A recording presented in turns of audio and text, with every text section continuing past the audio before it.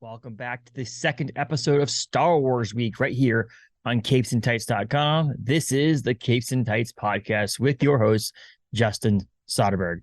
This episode for Star Wars Week, we welcome Daniel Jose Older, comic book writer, author, creator, extraordinary human being, to the program to talk about his Star Wars comics, Star Wars novels based around the High Republic, as well as his other young adult novels that are available soon on Amazon and where books are sold as well.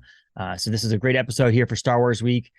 Daniel Jose Older is one of the architects, one of the storytellers in the High Republic era of comic books and novels over there at Lucasfilm and Disney and etc. So we talked about really the generics around those things, nothing specific about the book. So there really isn't any spoilers in here for anybody who's still reading the novels or the comic books. But check out this episode right here for Star Wars Week, but also check out our website, capesandtights.com/Star Wars, for all kinds of other stuff that's going on this week on Star Wars Week here at Capes and Tights. So also follow us on Facebook, Instagram, and Twitter, so you can get all that information there too, as well as 5-star reviews, subscribe, rate, review, all that stuff over at Apple Podcast and Spotify and all your major podcasting platforms as well.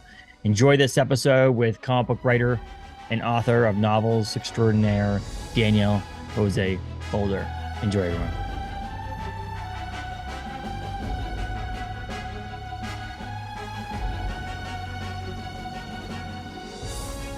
Welcome, Daniel. How are you?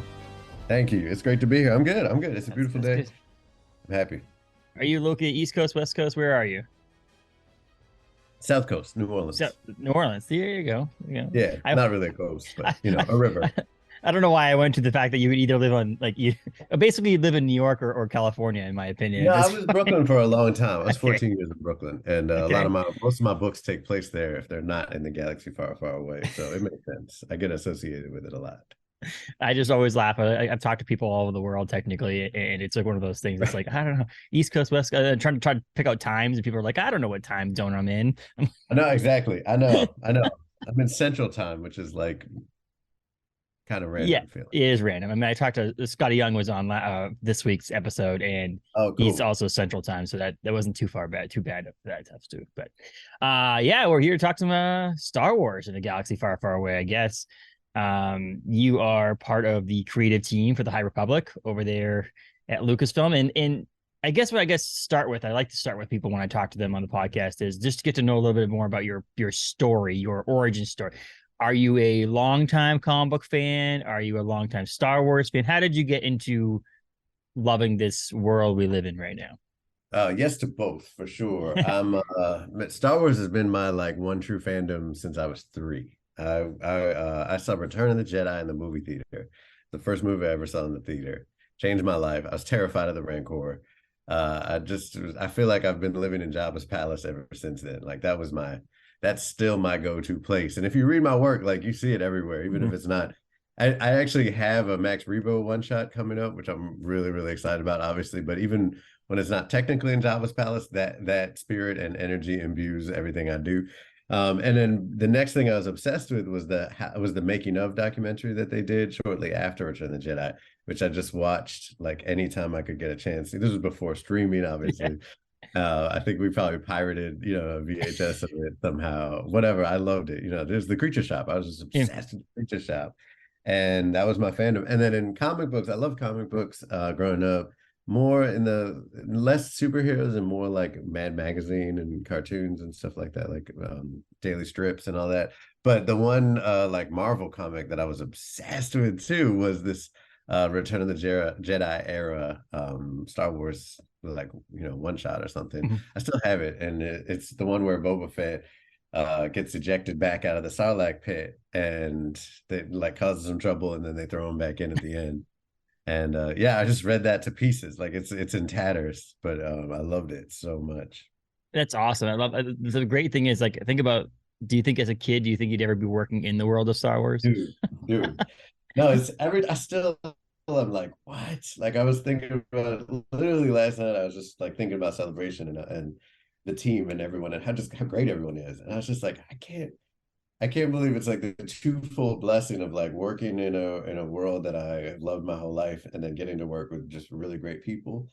Mhm. Like that's the coolest thing ever, So obviously, it's just a Star Wars fan your entire life. You or basically your entire life, you were a comic book fan. But how did that transform into actually like were you a fan of writing as well as a younger person, or is this just it, the trajectory your life went? It Yeah. was to writing. No, I knew, I always think of it really as like storytelling because for most of for forever, I didn't know what the medium was going to be. So I moved between mediums a lot. When I was younger, it was like I would actually draw comic books and cartoons and stuff. And then at some point in my teens, I guess, late teens, I switched to music. And a lot of my time in college and in my 20s, I was really focusing on music, but storytelling through music. And then at some point, honestly, it was a kind of a logistical decision. I was just fed up with dealing with like trumpet players and stuff. No shade to trumpet players, but just trying to get people to show up to stuff in Yeah. general. Like whether it was musicians to a rehearsal or audiences to a gig, I was doing that more than I was doing the actual creative part. And I was tired of it, or production. I didn't get into it to be a producer, but when you're an independent, composer coming up, like you got to produce too. And I Yeah. was like, this is not what I'm here to do. So I just was doing so much other stuff. And I really wanted to do something that would like distill it right down to the core of what it was. And at that moment, that was really storytelling. And Hmm. so I was like, wow, if I write a book, it would be so much easier than trying to, just like herd cats. And no one's ever said like it would be easy. Writing a book is easier than, but it is, as a matter of fact. And like that turned into, what really like the core of what I do. Like music is, and again, if you read my work, like music is everywhere. And it's really obvious that I love music. And so that's always there. And I still play for fun, but it's nice to just be like books and writing is what it is, whether it's scripts or novels. But like everything else can kind of move around that. So yeah, I started writing really I was 29. When I really started like novels, basically. I love hearing people. I think the past couple of people I've talked to on the podcast too have talked about like not later in life, but like not early in life, getting into Mhm. what they're doing right now. I mean, Kyle Starks was on Mhm. a little while ago, and he's a Mhm. comic book writer artist. He like way later in his life, his mid 30s, became an actual comic creator. And to think about the idea that most people think you need to start doing this at like 12 years old Oh to be no, able to no, no. make it, like you could Right. definitely do it later on in your life. Oh yeah, absolutely. And like the best part about being a writer is like the more you do with your life, the better writer you're gonna be. And that's just been true for me. Like I'd never look back and I'm like, oh, all those years I didn't spend writing. I would have been so much better writer. No, dude, like that's not how writing works. Like, yes, you need to study it and practice it, of course. Like writing, the core of writing is writing, but you got to write about something. Like you have to live to write. And Mhm. that's just such an important piece. All the jobs. I was a medic for 10 years. I waited tables. I've done it. I've done so many different jobs. I was a bike messenger. I worked at diners, like, and that all just made me a better writer. Like it made me a Mhm. better person, made me a better writer, and it made me a person who could pay my rent. Yes. And those things matter. Yes. Paying the rent's huge, I think. I think that's a big thing. It's hard to write without a roof over your head. Yes, exactly. And pages get wet in the rain. And like not for nothing, it's hard to write if you haven't experienced life. Like if you Yes. haven't had your heart broken, there's no book, there's no song, there's no movie that can actually teach you what it feels like to have a broken heart. They Mhm. can remind you that you're not alone if you have had that experience and you see it, you see yourself reflected in it and those feelings, but you can't go into it and learn what it feels like to hurt like that unless you have lived it. And that's just the hard truth of the world that we all have to learn. Like if we're going to Mhm. create art about something, on some level, you have to live it. I spoke to my wife, who's a Taylor Swift fan. I said, "Hey, we're gonna get a new good Taylor Swift album coming up here right now because she just broke up with her boyfriend, right? Does that mean she has stories to tell?" Is that what happened? I know there's been a lot of chatter. I haven't really followed it carefully, but wow. Yeah, I was Yeah, always those like laughing breakup at that albums are some idea. of the best. Right. Right after a breakup, get writing. You get to write those songs. But Oh, so definitely. Definitely. you wrote books and things, but now you're writing in the world of Star Wars and the Star Wars universe. I mean, how does someone like yourself go from just writing and being a medic and doing all that stuff to end up in the same room with a bunch of creators at the ranch creating this universe of the High Republic? Like, how does that happen?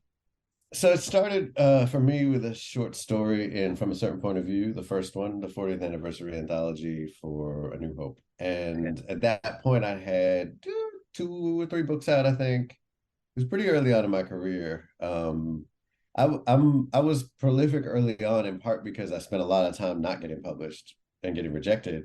And in that time I was writing, and so like my first novel got rejected 40 times by agents and went on to become a New York Times bestseller and win awards and stuff. But in the interim, and it took about 3 or 4 years to get finally accepted and published, which isn't that long. But in the meantime, I was writing other books, and one of those books that I wrote actually got published before that first one.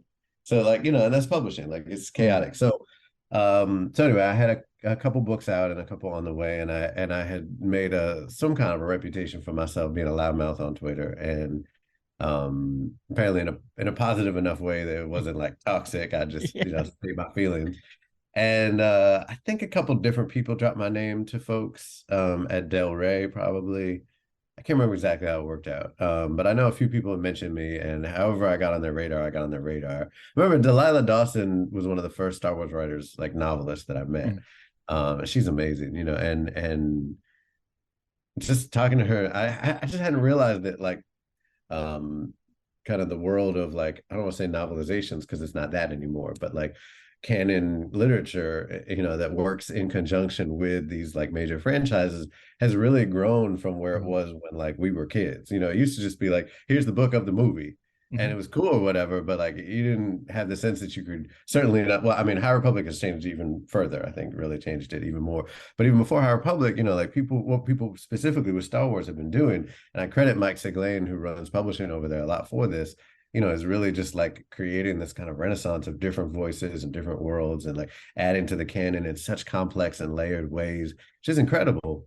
And I just hadn't been hip to that until, I talked to her. I read Chuck's work and the Aftermath trilogy and everything.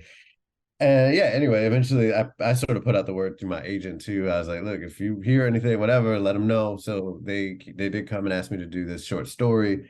And then I also was at that point, I was like, look, I told my agent, like, let them know if they have a novel they need written, like I'm your dude. And they did. And it was last shot. They needed something to kind of go along with the solo movie. And not a novelization of so much as like a story around to kind of reintroduce us to Han and Lando at those different ages. And so they brought me in for that, and that went over well, and they kept bringing me back. So that's how it happened.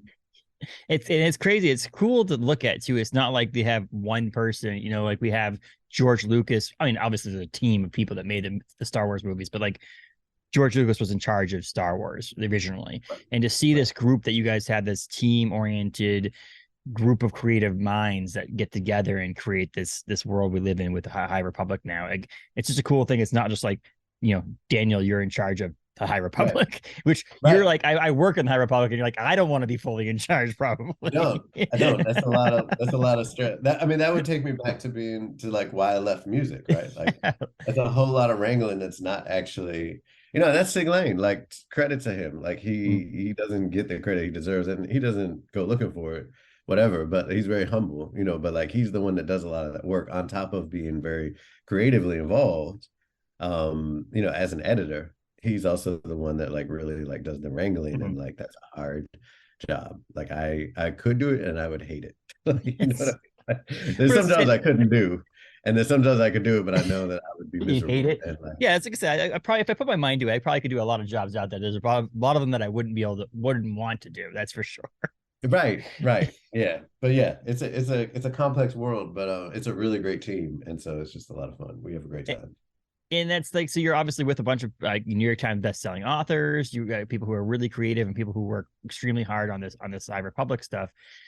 How did you get like Race to Crash Point Tower? And how did you get Mid Horizons? Like, is there like a thing where people are like, okay, next up is Daniel. Okay, you get this one, or is it like how did that happen? How does that decipher who gets to write which book? Sorry. You good?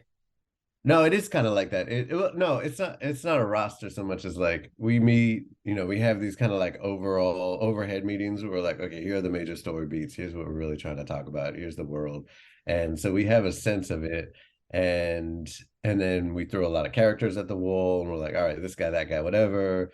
Let's see how this works. Just very like open kind of format. And then And then from the Star Wars, from the Lucasfilm side, I think, they have these kind of deals with different licensees who they're definitely working with.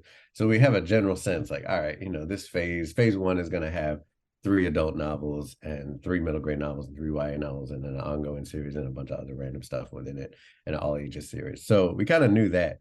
And then I was like, look, Mike, like I've written at this point, I don't know, I'd written like a dozen or more novels. And I was like, I'm really trying to focus on comics. He was like, but I really love your novels. And I was like, that's nice, but I'm really trying to focus on comics. And Mike is a very persuasive dude. And so here I sit with 2 High Republic books under my wing and a third announced. And that's what it is. But I enjoyed writing them so much that it was totally worth it. And then the real kicker for me was so he gave me the all ages comic series, which was really awesome. And I realized once I started putting it all together, all right, I have a middle grade, I have a YA for phase 1, and I have this ongoing comic, 12 or 13 issues of it. The click moment for me was like I could use this to just tell a huge epic story of my own, like not of my own as in separate from everything else, interconnected, but like that really like builds to something. So knowing again that I had this, especially that it was going to culminate with this young adult novel, and the young adult novel, there's just so much you can do with that. And I know because I've done it, and I was like, oh, this is going to be wild. So I really, from the beginning, built that story to be, and I wanted, the comic series tells a full story. Like High Republic Adventures is a whole story unto itself. And if you read it and then you read the middle grade, that like brings even more to it.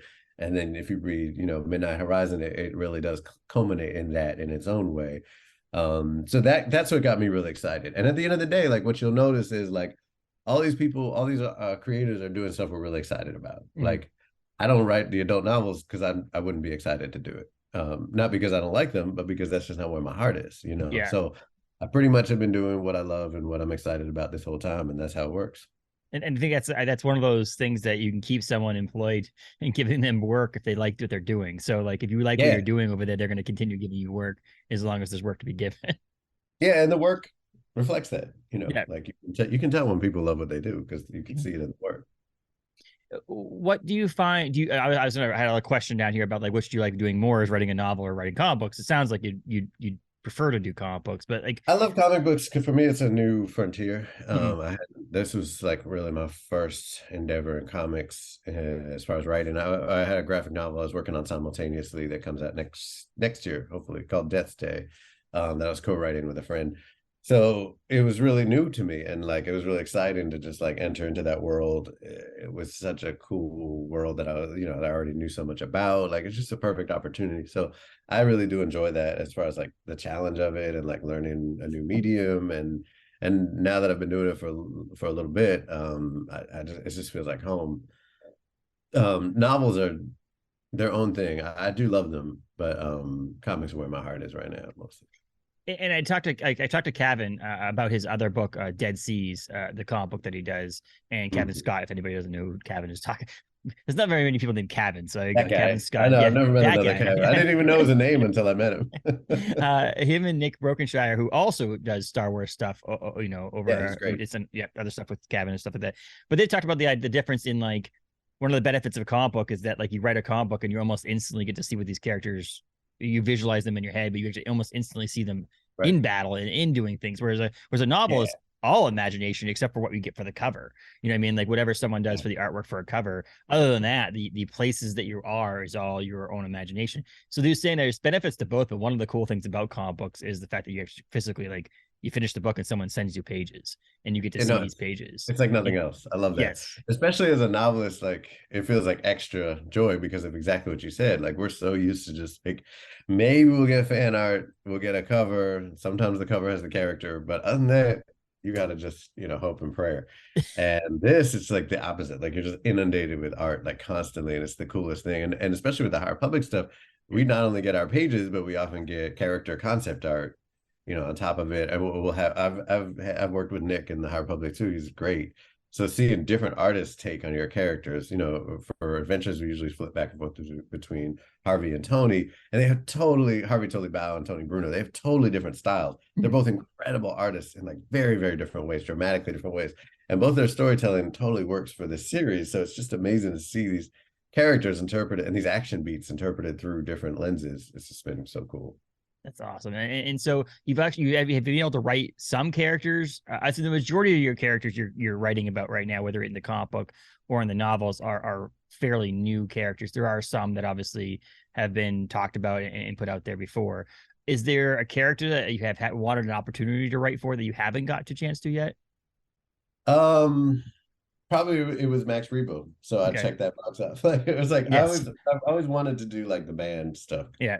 Because I have experience in that, and I'm like that would be I just all my characters end up being musicians one way or another, or most of them. So I think when that first anthology I told you about, I wanted to do the modal nodes, but they were taken. Like everyone was taken by the time I came around. Just how I ended up doing like random stormtrooper on the right, in Tatooine. So I'd always had it in me like, oh, I really want to do like a music Star Wars story. And it just hadn't, I mean, I did it with my own characters, but to do like a legacy character like that was really cool. When does this air? May 4th. May the 4th be with you. Oh, cool. Yeah. So there's a Jedi. I won't spoil it, but there's a Jedi I've always really loved, a legacy Jedi that shows up in the issue of the High Republic Adventures that I think drops on May 4th. And yeah, right around there. Yeah. yeah, it's just a brief appearance, but it's like one of my favorite Jedi. So I was really excited that you never know. Like you always go into it. Look, I'm really spoiled to be able to create this many Star Wars characters, so I have no complaints. And I always go in, if I'm going to try to bring in a legacy character of some kind, you always go in and be like, it might work and it might not. You never know. Yeah. And if it doesn't, then you come up. Sav is a character that actually was going to be another Jedi, the one from the virtual reality thing, whose name I totally just blanked on. And then it didn't work out for whatever very good reason. And I was like, oh, that's too bad, but I'll make up my own character. And then she turned into Sav, who's like one of my favorite of my own. So you always go in just being like, well, we'll see what happens, but as it happened, it worked out. So I just was looking at stuff. It is May 3rd that drops issue 4 cool. of the High Republic Adventures over at Dark Horse. Did anything, and this is just a stupid question that probably means nothing, but like, did anything change much when you went from like the High Republic Adventures at IDW to Dark Horse, or is it just a different publisher, really? This is a different publisher. Yeah, I know the rights changed and the licensing changed and all that stuff. Yeah, no, I work with a different editor. They've all been great. Yeah. I just didn't know if anything like drastically changed. Oh, you can't do this now. No, that'd be wild. I'd be like, what? I don't know if they would have changed licensing partners if that was the case, though. Right. So exactly. Usually it's for the better or for the improvement of whatever they're having at that time. But yeah, Dark Horse. I have Daniel Schobon, who's a editor, coming on as well, the podcast as well. So over at Dark Horse. So cool. We'll talk about stuff like that. But yeah, so Star Wars is a dream come true. You must have pinch me moments all the time when you're sitting there and you're writing these characters and you're living in this world. But you also, so Star Wars is a big thing. Is there anything in the Star Wars universe that you're really excited for right now, whether it be TV, movies, anything like that's outside of what you're actually working on? I was at that studio panel at Celebration, and everything they said, I was just like, oh my God. I might have known a fraction of it in advance, but most of it was a surprise. It surprised everybody else. And I was just like, I felt like a little kid. I was like, are you serious? Like, I can't wait. Every preview was incredible. Were you there? I was not there, sadly. No. Oh, okay. Yeah, they haven't released the Acolyte trailer yet, but I've never seen anything like it. I'm still thinking about it constantly. Like I can't, and not just be like that. It's a whole separate discussion. The fact that it's set in the High Republic, like that's incredible too. But even if I was just like Joe on the street, like I had no association with the High Republic, I would see that and be like, I need everything about this in my brain right now. Like put it in my brain. It looks so good. So that. Like all the stuff that Favreau and Filoni have coming up looks amazing. Andor is obviously like something totally just mind-blowing on another level from the whole world. That's incredible.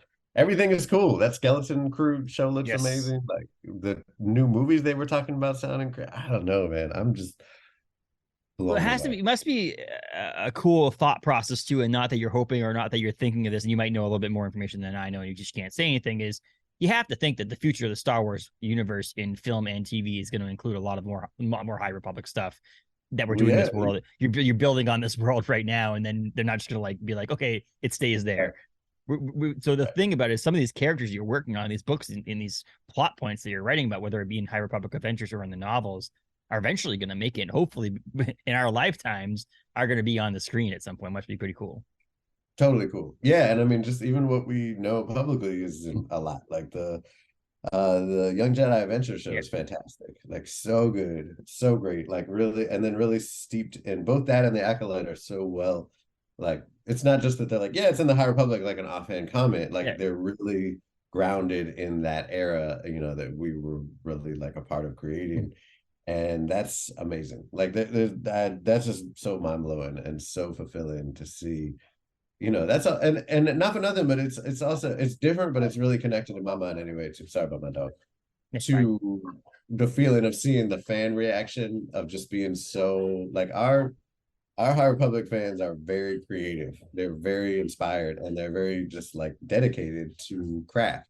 So seeing them like make these incredible cosplays. I don't know if you saw the pictures from the cosplay. Oh, I saw. Yeah. Yeah. Oh, God, like that was so mind blowing to me. And like, but it's the same thing of like you create something and you give it to the world, whether it's in Star Wars or your own stuff or whatever, like you don't own it, and like literally you don't own it because Disney owns it, but also like in a great way, like creatively, you're giving it to the world to play with and it becomes theirs.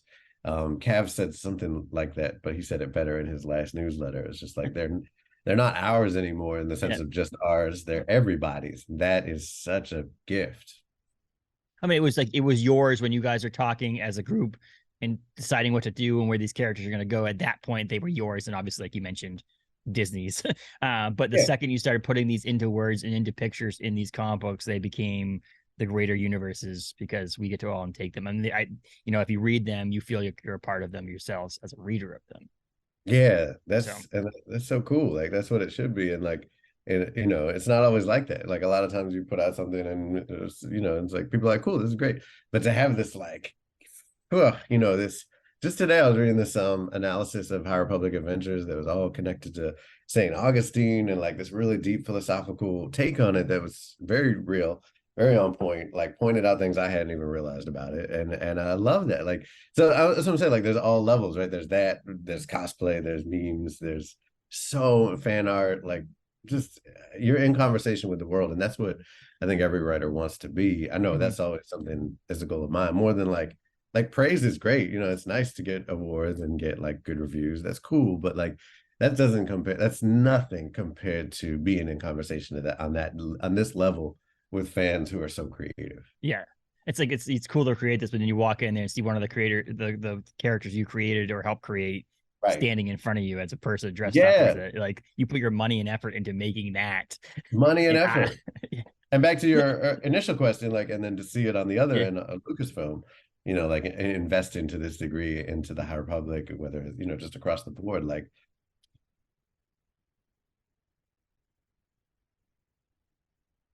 Sorry. You're good. I zoned out there for a second. I don't know why. But so the last thing I want to say about the Star Wars thing and that thing too is I talked to Will Sliney, comic book creator and artist, and does a bunch of Star Wars stuff, did the rise of Kylo Ren and so on. I mentioned to him too that like no matter what in the future, Daniel Jose Older is gonna be in as part of a creative team forever. You're now in the history books of a creative team for Star Wars.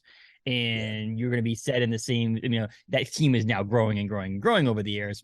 Back in the 1970s and 80s, it was a very small team of people doing this, but now it's growing. But now it's like you're in this realm forever. You could stop. You could say, I'm done doing Star Wars tomorrow. I'm going to do only creator own stuff. And forever, you're going to be recognized as someone who worked on Star Wars. And that's just a cool thing, I would think, for a Star Wars fan. It totally is. It's like, it's like with the New York Times list, right? Like once you hit that list, you have that in front of your name for the rest of your career, which is super cool. Now, mind you, with the list, it's complicated because that's a whole system and it's weird and whatever. So even that, like, that's dope. And like, it brings a lot of accolades or whatever, but writing Star Wars, like that's its own thing. And like, not only that, but it being such a positive experience, like it being such a healthy work relationship. From my own personal experience, like it's just been so great. Like I've just met so many great people, and like it's been life-changing in all these amazing ways, from the team to the co-workers to the Lucasfilm people to the fans. There's nothing like it. So it's like it's not just like it's so great to what you just said and like have that feel, that sense of a legacy, and also to be like I get to smile at it too, because Yes. that's not a given. There's No. people, like Arthur Conan Doyle hated Sherlock Holmes. He tried to kill him so many times, and they kept being like, yeah, but could you bring him back? And I Yes. get like, imagine being like, oh, the High Republic, Mhm. that terrible place that I had to live in for several years. No, like, man, I'm like at home. It's Yep. Republic is my home and I love it. So it's really amazing. That's badass. But this is, and then that hopefully too is on a personal, selfish level for yourself, hoping that whatever notoriety you get for people who may not know you're writing in the Star Wars universe can help with the other stuff that you're working on too, which is kind Yeah, of for cool. Like, sure. it is when you sign up for a contract to do work for Lucasfilm, you're like, oh, this is gonna be amazing. I'm working Star Wars. But also in the back of your mind, you're like, oh, and cool, whatever else I do might get a little bit more Right. Totally. notoriety on Yeah, this yeah, too. yeah. Because And everyone so knows Star Wars. you've had a couple of books come out recently, and you actually have one coming out. I think it comes out. Does the last Canto of the Dead come out the first week of May? Am I right No, about that? we're in May. It's the 16th. The 16th. Okay, Mhm. but it's coming out. So you have two books that you wrote. You wrote a number of books, but these are both in the Outlaw Saints, book one and book two of That's right. these. How? Let's start with just how these came about. How did you get to the point where you started coming up with the idea for this whole, I say, world universe? I guess. So a lot of the ideas have been bouncing around my head for a long time. One of them actually sprang, interestingly enough, from a pitch I had brought to DC. That like it's even before that, it started as this weird interactive book idea that I brought to another company. And this is how like creative crap works a lot, is like you're like, okay, this. And or some of I think actually one of them, they came to me and they were like, hey, do you have any pitches for this? And I was like, oh, let me see. So I came up with this whole thing about a kid who like um fights monsters or whatever in Brooklyn and Mhm. thing, and really rooted in like culture and stuff. And they were like, yeah, no. I was like, okay, cool. And then totally separate from that, DC came to me, or did I go to them? I can't remember. I think they came to me and were like, hey, we're doing this, YA imprint. Do Yeah. you want to do, are there any like superhero stories you want to tell kind of in the DC world, including if you want to make up your own superhero? I was like, ooh, so then I had this whole concept about a character called Night Song, I think, or something like that, who heals people who get beat up by the mass vigilante in Gotham. And it Mhm. was kind of this like alternate take on Batman, where Batman is kind of the bad guy beating up people. And this person was a teenager who healed them. And they're like, absolutely not, don't ever talk to us again. No, they're really nice about it. They're like, this is a cool idea, but it's not gonna work. Yeah. Which is totally fine. And I was like, cool, so I put that in the drawer, not the drawer of forgetting, but the drawer of remembering. We all Yeah. have different drawers. And then fast forward, Rick Riordan has this imprint called Rick Riordan Presents, which is so cool. And I've always loved, just he's a great person Mhm. in general, and a great writer. And I love that he did this, created this kind of space for other writers to come up in a similar genre of what he does and to support them. So I wanted to do something for them. And at the time they were just doing for younger readers, middle grade readers, basically. And so I kind of formulated this pitch that was sort of similar to the monster one, with this kid kind of rooted in Santeria traditions, is fighting off monsters in New York. Mhm. And they were like, this is great, but we're actually trying to start up a YA part of this, young adult, for older teenagers. And they were like, could you do this as a young adult book? And I was like, ooh. And that's when it started to grow and grow and grow. And that's when I took the pitch about this character who heals people and the pitch about this guy that fights monsters and smashed them together. Mhm. And that, for whatever reason, that's what kind of made the whole thing click. And I was like, it's really both of these stories. It's the idea of being a vigilante, but someone who heals rather than hurts, and then has to also deal with hurting people too, what that Mhm. might mean, to protect the people that he loves. And it really all came from that. And so you have Ballad and Dagger. Was Ballad and Dagger, and then was Last Canto of the Dead? Was it planned to be a multi-book series, or did it just spring out of the first one? Yeah, no, it was always going to be a duology Okay. specifically. So everything else I've written have been trilogies, but this really felt like this is two books. I'm going to tell this story in a relatively comparatively compact way and just bring it home in two. I'd never done that before. So I wanted that challenge, and it felt like a story that was like a two-book story. I wasn't sure. I didn't know where it was going to go at that time because I hadn't written it yet, but I was like, Mhm. this feels like two, you can always build off that, but it's a two-book story. The bookstore, yeah, absolutely. And this Ballad and Dagger came out the first week of May last year. That's why I had that in my That's right. mind. That's right. Yep. That's right. There you go. Yeah. It was during right before Star Wars week for some weird reason, right around that same day. Exactly. Is he planning on that, right? Come out in the same month that other things you have focused on. Right. And so I got these books from your assistant, and then I decided that, I read them, and I was like, you know what, I like these a lot. It's great. They're YA, but it's one of those amazing things. Like there's an author we've had on before. His name's Adam Caesar, who has written a couple of core. He's written some books, but like Town on the Cornfield is this big one right now, and he read some comic books as well, and they're YA horror books, and it's like one of those weird things that's kind of funny how YA sometimes just gets put in the YA section, even though it can go to people who are older that aren't a YA and read it and get the same exact experience out of it, if not a different experience, but a similar experience. Right. And so yes, they're YA, but I do think that they're more all ages than or not all ages, but like teenager and up. So if anybody, the YA part of it, if anybody wants to read these books that Daniel's read, the Ballad and Dagger and Last Canto of the Dead, in your 40s, please read them because they're definitely worth it. I appreciate that. Thank you. Yes. I'm really glad to hear that.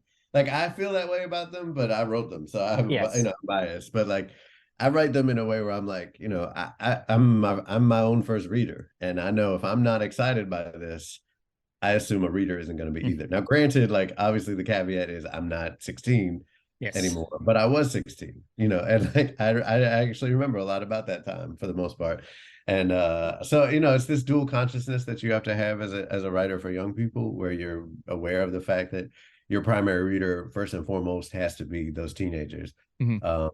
That's who you're writing for, and that's who the book is centering. But that never has to be at the cost of people older than them enjoying it. A lot of that is just like the bad rap that YA has gotten for various reasons, and snobbery that a lot of people have about it for other various reasons. And look, every age group and genre has bad books. It's the truth of it. Like, no one has a monopoly on boring books. Yes. We all got them. So really, it's like I've read amazing middle grades. I obviously write middle grade too, and I've read amazing adult books, and I've read terrible books for adults. I put them down. Like, you got to read a book for what it is. Yeah.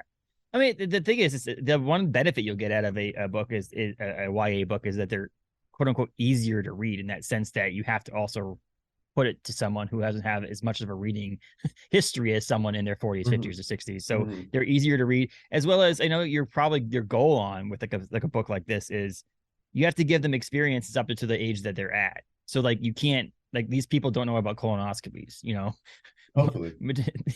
Yeah, exactly. Hopefully. But like, the characters you create in these books only have lived so long, so they can only have so long of history to do. And that's really what young adult comes into, is that most of these experiences, a 16-year-old reading this book doesn't know what it's like to have to pay a mortgage. So like, you're not going to write that into the book.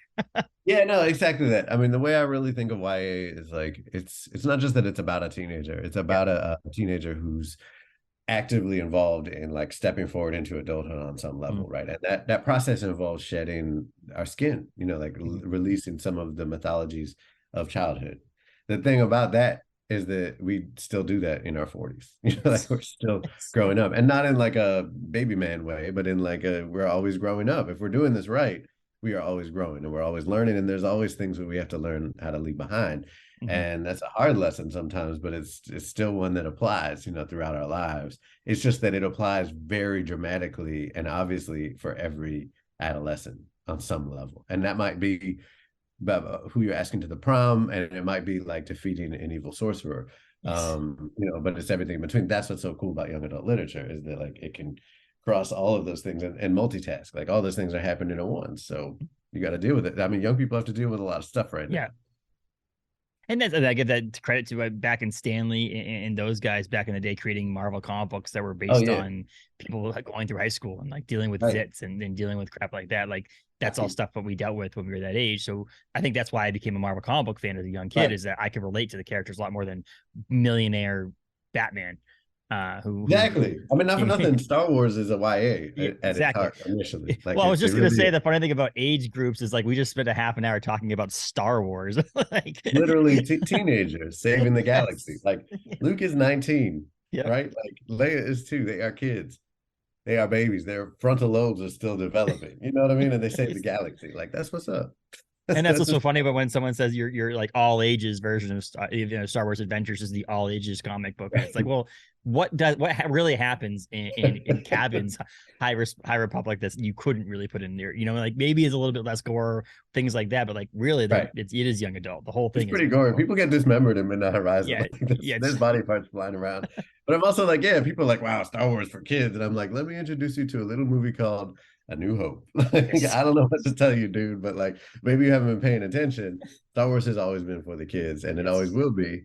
You know, I think you could make the case that Rogue One is a little more advanced, but like it's not like there's boobies out. You know what I mean? Like, my son's gonna watch it when he's ready. Like, Yep. it's fine. Same here. Same here. My son's 2 years old. He's almost ready right now. Just kidding. Well, I mean, My kid is technically, it could be obsessed on the with. background now, and he probably wouldn't have any idea what's going on. Right, that's the But thing. Like, I have a toddler, and he's been watching. He's been just like tearing through the Ghibli, the like all the Miyazaki movies. Like he's totally into them. Obviously, those are young people movies, but they're kind of intense too. Not for nothing. Like they deal with some heavy stuff, but he's like obsessed, and it's great. Like he's so focused, and yeah, when the time is right, the time will come. well, he'll know Star Wars because of the fact that he has the little golden books that I bought for him. Like I think Midtown Comics had like a like clearance sale Yeah, on yeah, them, those are so he great. has Yeah, like I am the dark side one. There's all kinds of them that he's going through, so he knows Darth Vader, he knows Yoda, he knows those right. things, so he'll That understand was everything. actually one of the moments when I was like, "Oh my God, we really are in the canon." Is that they have like those books in the High Yeah, Republic era, and I'm just like, yeah. I know that's such a weird marker, but we that was when we were growing up. Those were the thing, and like Mm-hmm. I don't know, it's wild. It's crazy. But so what I wanted to say for someone too is I didn't want to go too far into it since we were trying to focus a little bit on Star Wars, but I want people to Yeah, read these books. Is what would be mhm. your elevator pitch for either both books together or individual books for Ballad of the Yeah. Dagger and Last Canto of the Dead? I would struggle with this because the world building is really wild in this book, even though it's set in this world, but there's a lot. So I still have I should know it. But anyway, it's basically this kid, Mateo Matisse, is a 16-year-old piano prodigy in this part of Brooklyn where his whole neighborhood is a group of people that come from this magical island in the Caribbean that sank right after he was born. And everyone ended up in Brooklyn, and they brought with them all of their different demons and gods and traditions and music and everything else. And so, he's the guy that plays at all these different ceremonies and rituals and everything else. And he just wants to live his best, teenage piano player life. But it turns out that the community is at war with itself, and there's demons that are rising to the surface that have been hidden for a long time in their midst. And there's also gods that are doing the same. And he falls in love with this chick who is an assassin, apparently, because he witnesses her murder somebody in chapter 1.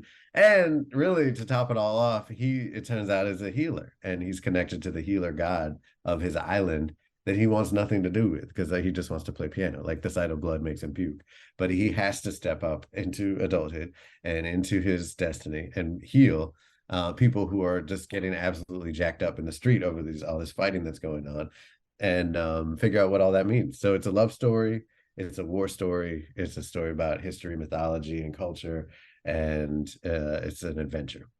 They're great books. I will say I recommend, like I said, to Thank you. all ages. I Thank do you. think that they're wonderful books. I do also recommend that you read every High Republic thing that's out there because it's an Me too. amazing era in Star Wars comic books and books. But I will say that you do have a couple. There's Race to Crash Point Tower. I've got behind me Midnight Horizons, and Yeah. then you got this Star Wars Adventure comic book over at Dark Horse now, and you have all kinds of other stuff out there too. You have a website too, Daniel. Is it just DanielJoseOlder.com? .net. .net. .net. You are, you are. I'm gonna buy What does that .com from. mean? No, I'm just kidding. Did someone already have it? Is that what it was? I don't know how I that works, guess but I don't remember. It's been a long time, but I a remember long time. for some reason we ended up on .net. And you have a bunch of other books too out there. I could list them off. I don't want to take everybody's time just talking about that. But yeah, and Yeah, also you did a couple of books for Marvel too. The in the War of the Bounty Hunters. You did a couple one shots there too, right? I Or at did least For one. Zuckuss. Yes, that's what it was. Yeah, exactly. So check that out over there. Yeah, I mean, it's great. I'm so glad you're working with the Star Wars stuff because you're part of a great team there, and I could list off all those creators too, but I don't think we have time for that. We did list off one. I mean, Cabin is great. See if you want to read it, the stuff from Lost or the High Republic over there. Here's a question for you, really quickly, before we finish up. For those who don't know, how much of the High Republic do you have to read to understand? Like, say you're a comic book fan, can you just read the comic books? Your opinion only. Can you read High Republic Adventures only and be good enough, or should you read the Marvel one too, or should you read the books? Like, what do you recommend to people? I mean, obviously recommend to people read it all. It's great. But I mean, it's such a tough question, and it's controversial. Like, there's a lot of opinions about this, and I don't know if I have the right one. I will say that you definitely don't have to read everything. yes. And if you feel like you do, it's overwhelming, but you don't. Like, and that almost makes it harder because then it's like you're questioning, like, what? I can tell you that for my part, like, High Republic Adventures tells a story unto itself. It has a beginning, a middle, and an end. You meet all the characters. All the information that you need is there. There are references throughout to other things that are happening in the galaxy, as Star Wars has always done, right? We still haven't met the Bothans. Like, that's cool and all, but like the idea that everything that's referenced has to be fully explained and like played out in the actual thing that it's referenced in, that's never been true. But sometimes I think we think because it's out there, we need it, we need to read it, or we need to have read it. I would say release yourself of that notion. Like, there are going to be throughout Star Wars, especially in the High Republic, there's going to be references to stuff, and like you may or may not get it. If anything, it's like put a pin in it and return to it later, or look it up on Wikipedia. But if it's crucial to the story in the book, you will know what you need to know. Like, you will get the information you need in the pages of that book. That's how I treat it anyway. I think for my work, like, if you really want to do have the event of it, it's the full High Republic Adventures run with Race to Crash Point Tower and Midnight Horizon. That is a saga, a mega saga unto itself. But each of those books does work on its own. Like, I wrote Midnight Horizon very consciously for the reader who also has not read anything else. You can pick that book up and read it. I will say that the interconnectivity of the High Republic is incredible, and one of the things that I think makes it just stand out as an initiative and makes it kind of unprecedented is that there are these great moments of crossover that aren't just like, oh cool, we crossed it over. Like, they're really part of the story. Not to say that other people do it just for that, but I know, like, that's part of it. That's how it works. Like, it's about the whole story and the initiative. And so that's just like a really fun part of it, I think, for the readers, and I know for the writers, even though it's really stressful and hard sometimes. It's like, you get these moments where, like, oh, this is what that was, right? And the pieces fit together, and you see them fit together, which I love, and I love that throughout Star Wars. Like, you see that in The Mandalorian, done really well. Like, people whine about cameos and special guests, but like, I love every single one that they've done, and it's always felt meaningful, like, to the work, meaningful to the storytelling. It's not just like, oh, this guy is cool, whatever. No, it's like, dude, I was wondering what happened to that guy, whatever. Exactly. Like, that Cad Bane one was so amazing. Yes. Love that. So yeah, I just think that there's so much cool storytelling to be done. So I would say, yes, pick up one arc, and also, like, allow yourself to be sucked into the whole thing if that's what happens. I also agree with the fact that some people who you like authors who you like. So if you like Daniel's writing, you're going to like to read, a couple of the books that you read in your comic books. If you like Gavin's or Charles's writing, like, you're going to read the stuff that those people did because of that. There's not I'll tell you right now, out of all the ones that I've read so far, there's not one that's a bad author. So, like, you're going to be, if you buy it, read it, you're going to be happy because they're all amazing creators on that sense. I will say too, Trail of Shadows is a Marvel mini that I wrote, and it comes at the end of phase 1, and that was another one where it's a noir detective story set in the High Republic.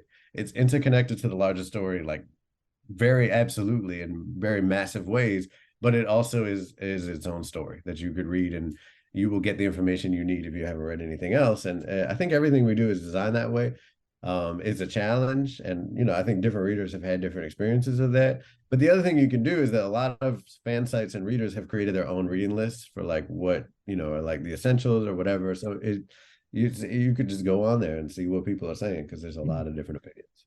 Well, I compare it also somewhat to the idea, like, you can read all of Spider-Man comic books and just Spider-Man and not care about anything else that's going on in the Marvel universe and get something out of it. You don't have to be like, I have to read everything now because I saw Punisher in this book. I have to read all the Punisher. No, they make it so you can read that one thing. It's not there is times where there's story arcs and these big things that you have to kind of get an idea of what's going Right. on. More of the Bounty Hunter is a great example of that. Like there's an interconnectivity there that's crucial, and that's built into the idea of it.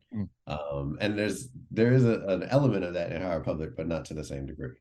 And there is basically something in the High Republic for most ages. So like there's something out there for everybody, whether it be comic books or books or everything. Picture books. Yeah. And I have most of them because I am a completionist where I'm like, it says the High Republic on it, I have to get it.